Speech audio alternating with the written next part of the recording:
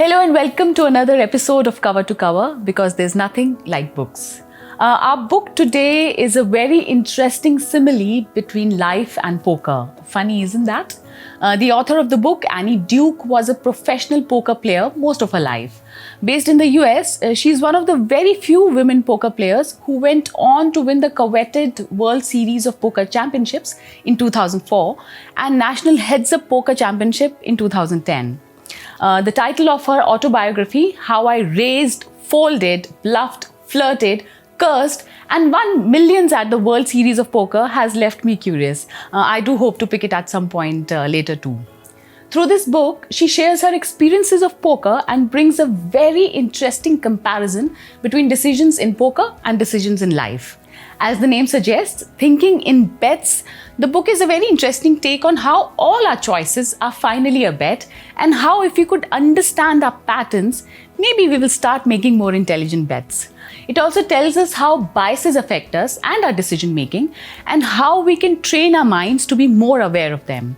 The book's bibliography is a very exhaustive list. You may find some good references for future read there. If you have already read the book or intend reading it or find something unique, please do share.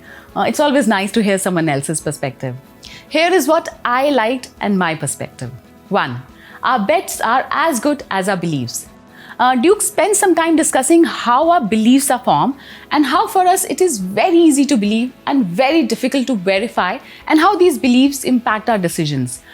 For example, how we all believe that dogs are 7 times the age of humans, or baldness is usually passed on through maternal grandfathers, etc. Most people heard it from somewhere and do not really know the basis of this information. In our country, in fact, some of these beliefs have cemented into becoming superstitions, and we all see them every day in our life, don't we? Where do these come from, and what does it do to our decision-making ability? Here is how we think we form our beliefs. We hear something, we think about it, vet it, determine whether it is true or false, we form our belief. Here is what actually happens. We hear something, we believe it to be true. Sometimes, and only sometimes, we have the inclination to verify if it is true or false. Net, the belief is formed and often quite baseless. And now all our future decisions are based on them. And beliefs, by the way, are very stubborn. Once lodged into your system, they are very difficult to dislodge. 2. When we move away from a world where there are only 2 opposing and discrete boxes that decisions can be put on, right or wrong, we start living in the continuum between extremes.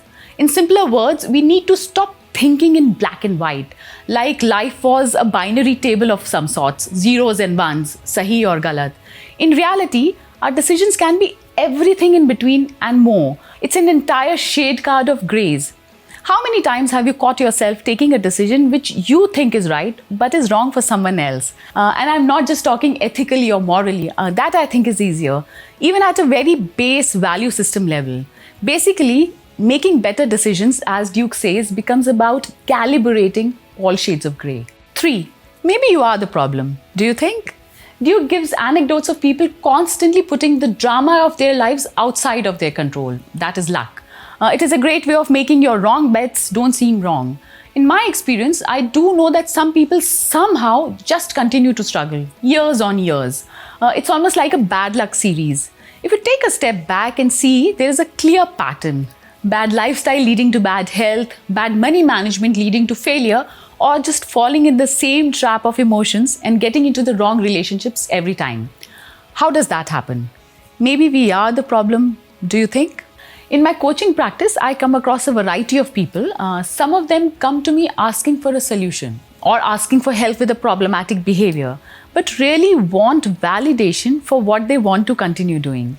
I have to slowly show them the mirror before we can start actual work. 4. Adventures in mental time travel.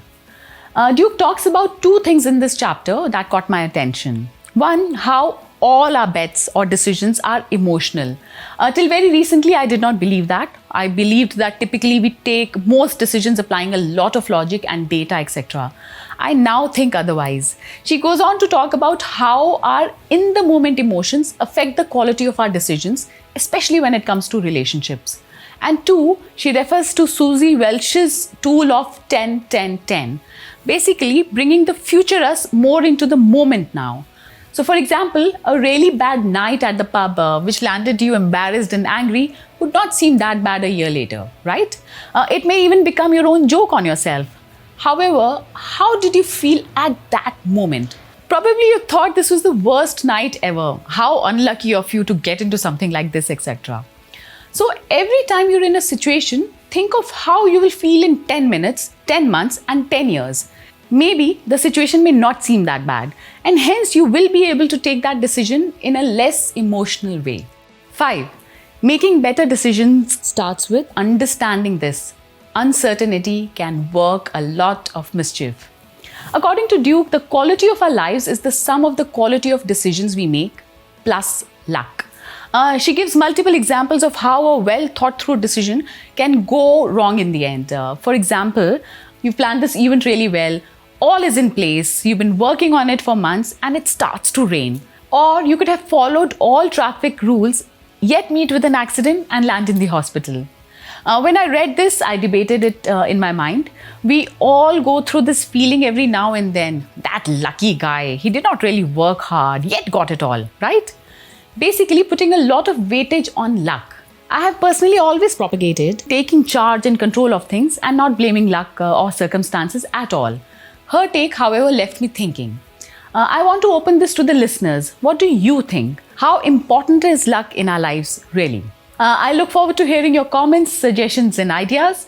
Also, if you feel there's a good book somewhere I should pick up, do leave a message. Till the next book, take care, stay safe, and keep reading, because there's nothing like books.